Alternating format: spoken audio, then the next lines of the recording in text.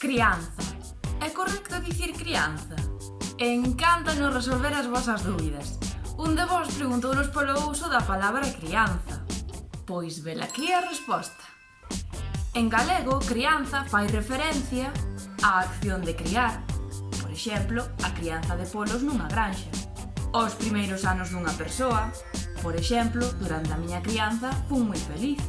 O proceso de educación dunha persoa nos seus primeiros anos de vida.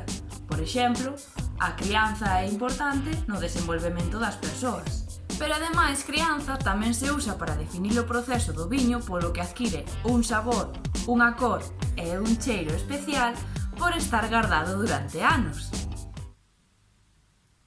É auga.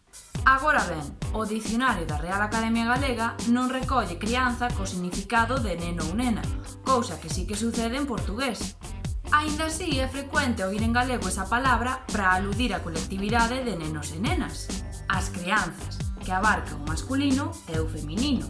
E tamén hai quen o usa como sinónimo de neno ou nena, meniño ou meniña, ou pequeno ou pequena. Dígocho eu.